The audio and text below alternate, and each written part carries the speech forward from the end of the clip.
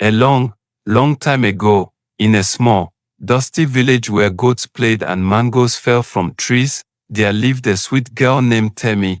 Temi was poor, she had one dress, no shoes, and her house was made of mud. One day, something big happened. She was told to marry a poor man, but oh, my child, that man had a shiny secret. Let me tell you what happened.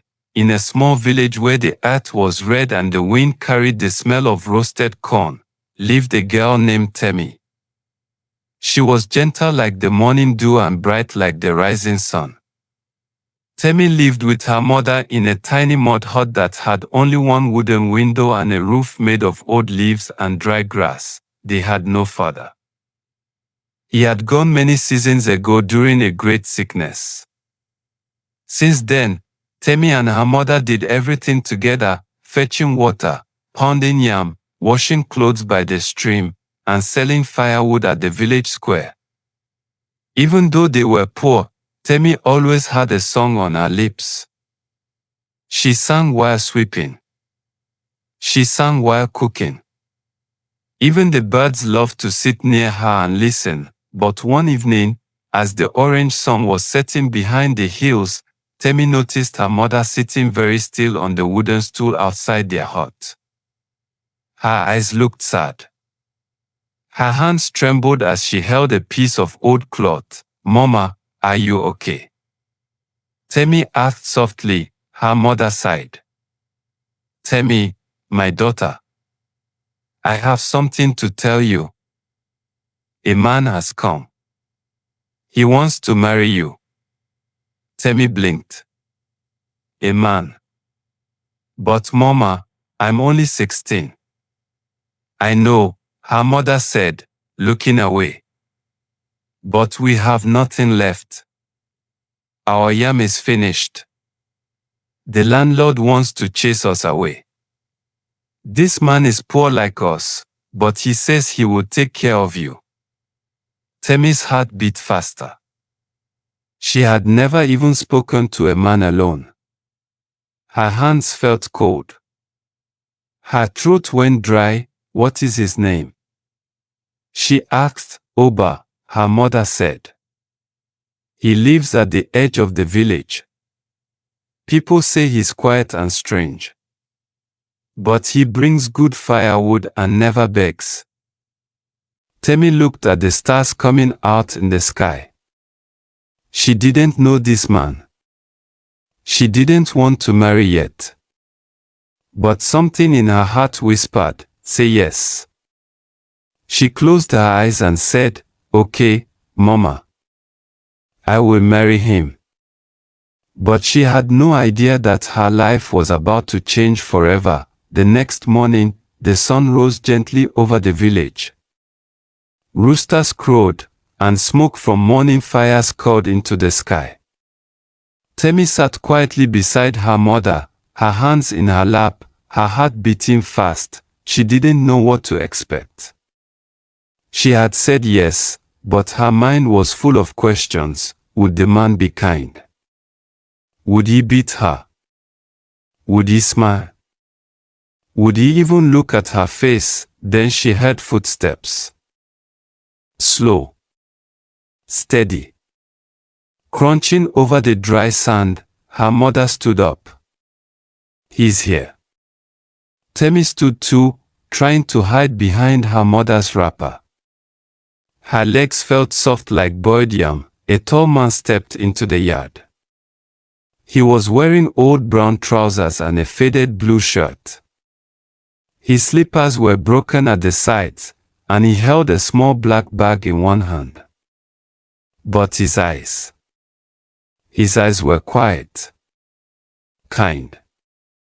Like they had seen many things and still chose peace. "Good morning," he said in a calm voice. "My name is Oba." Temi peeked at him. He didn't look scary. But he didn't smile either. He simply looked at her and gave a small nod. "I know I have nothing," Oba said to Temi's mother. "But I have strong hands.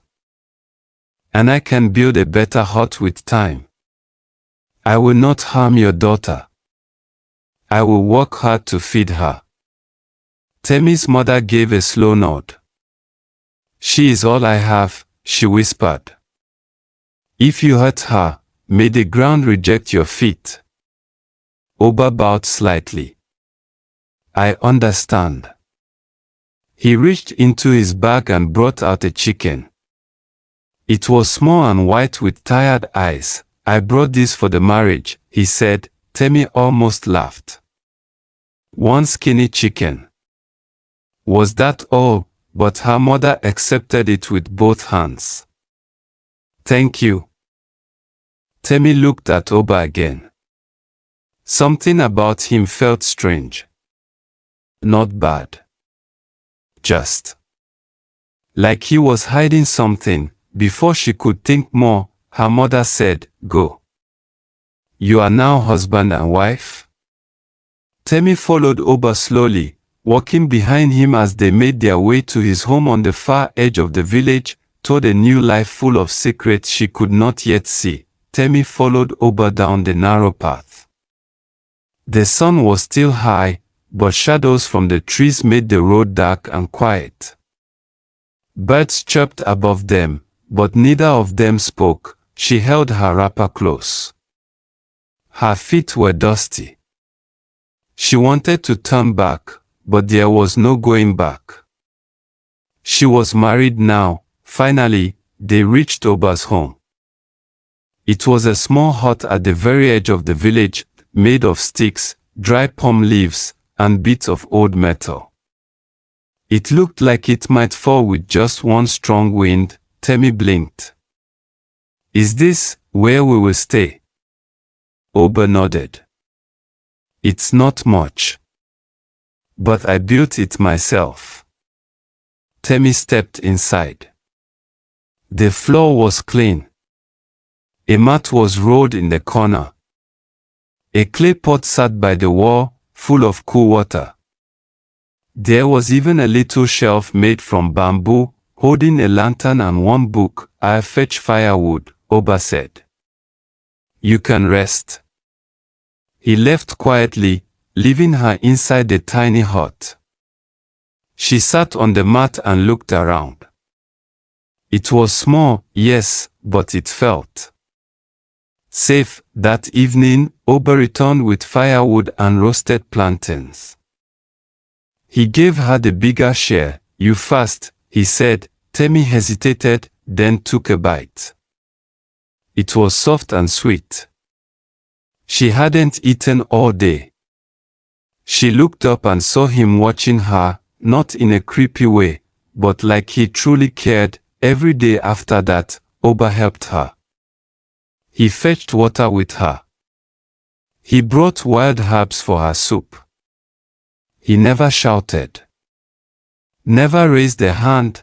Temi began to laugh again. Just a little. But something still felt odd. Oba never talked much about himself. He had no friends. No visitors. And sometimes, when he thought she was sleeping, he would sneak out at night and not return till morning. One night, Temi stayed awake and followed him quietly. She watched him walk past the big trees and disappear into the forest. Her heart beat fast.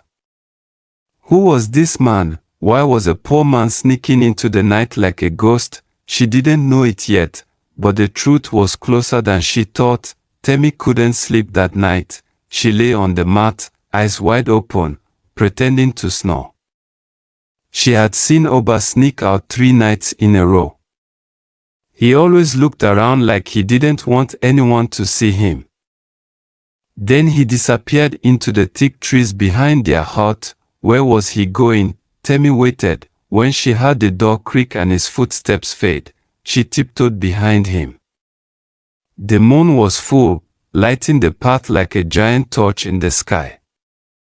She stayed quiet, hiding behind trees, watching him walk deeper into the bush. Oba moved fast, like someone who knew every stone and root in the forest. He walked and walked until he reached a strange spot. very far from the village. Temi crouched behind a big tree and peeped. What she saw made her mouth open wide. Oba bent down beside a large pile of rocks. Then, he pushed a stone, and click, the ground moved, a hidden door opened under the rocks. He stepped inside and closed it behind him. Everything became quiet again. Temi's heart beat loudly. Boom boom. Boom boom, what was that place? Was he hiding gold? Was he part of a secret group? She ran back home quickly, afraid he might catch her. She lay on the mat and closed her eyes tight, pretending nothing had happened. The next morning, Oba came back smiling, carrying sweet bananas and groundnuts. He said nothing about the night. Temi said nothing too. But her eyes watched him carefully now. Later that week, Oba said, "Temi, get ready. We are going on a journey." "A journey? Where?" she asked. "You'll see," he said, with a small smile. He gave her a bag. Inside were things she had never owned, beautiful wrappers, shiny sandals, and earrings that sparkled like stars. Temi blinked. "Are these for me?" Oba nodded. Temi stared at the clothes, then at Oba. This man who had nothing, where did he get all this? Her heart began to whisper again, louder this time. He is not who you think he is, and she was right. Temi wore the wrapper Oba gave her. It was soft like silk and smelled like flowers. The shiny earrings danced in the sun as she walked. She had never worn anything so fine.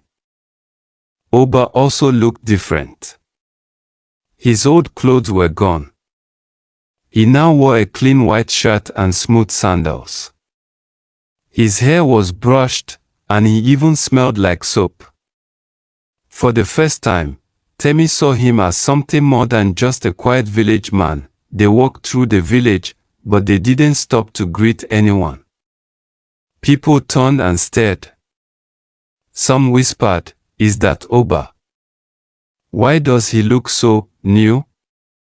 Temi followed him silently, still unsure of what was happening. They walked past the last hut, past the palm trees, and reached the big road that led to the town. Then Temi stopped. Packed under a tall mango tree was a shiny black car. It was big, tall, and sparkled in the sun like it had come from the sky. Temi's mouth dropped open. "Whose car is that?" she asked. Oba smiled gently. "It's mine." "What?" she whispered. Just then, a tall man in a fine suit stepped out from the car. He opened the door and bowed. "Good afternoon, sir," he said. Temi looked at Oba again. "He called you sir." Oba nodded slowly. "Temi, I need to tell you the truth."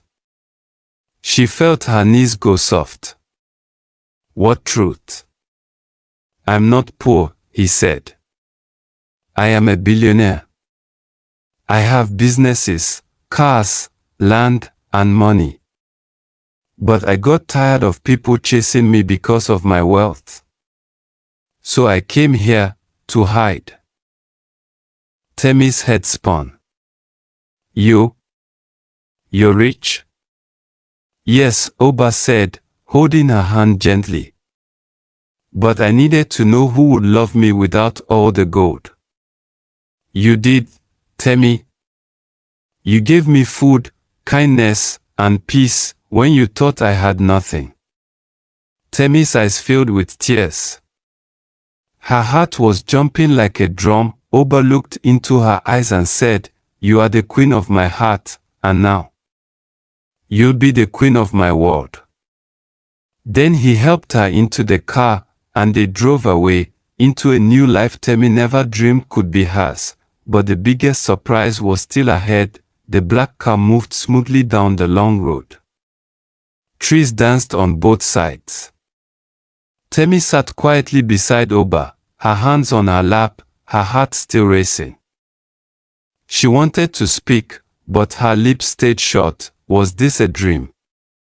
Was she really riding in a car, her very first car, with a man who had once given her roasted plantain and worn-out slippers? Now sitting like a king, the car turned into a wide path with shiny white stones.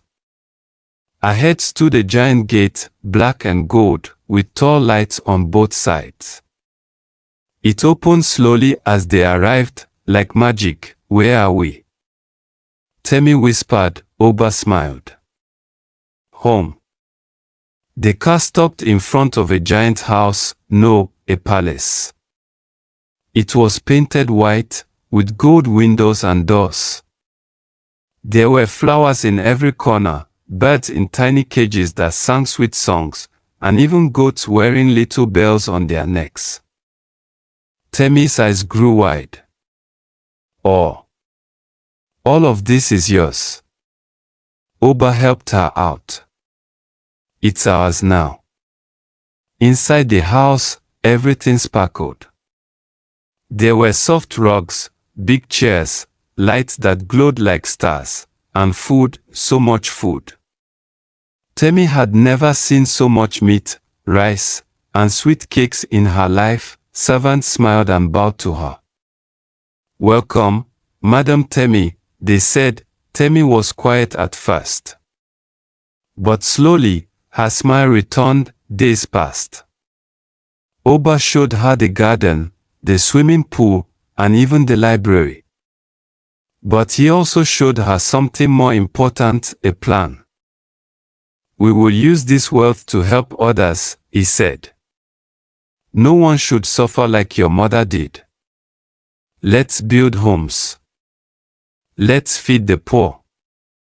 Let's give girls a chance. Temi agreed with tears in her eyes. And that's exactly what they did. They went back to her village, gave Mama a new house, and built a school for every child to learn. Temi hugged her mother and whispered, "We are never poor again." From that day on, people told her story far and wide, and when children asked, "How did you become so lucky, Auntie Temi?"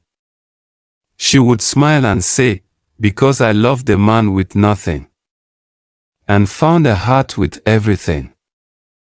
And so, Temi's journey reminds us of something powerful, that true love isn't about gold, or cars, or palaces, but the heart that gives without expecting anything back, because sometimes, the richest people hide in the humblest clothes. From a quiet village to a grand life of purpose, Temi found more than love. She found her voice, her mission, and her joy, and now, her story lives on. Just like yours can. If you enjoyed this beautiful African folktale, please take a moment to show love, hit the like button, share with someone who believes in magic, and make sure to subscribe to Tales by Night. New stories drop every week. And trust me, you don't want to miss what's coming next. Until then, keep dreaming, keep loving. And remember, every village holds a tale worth telling.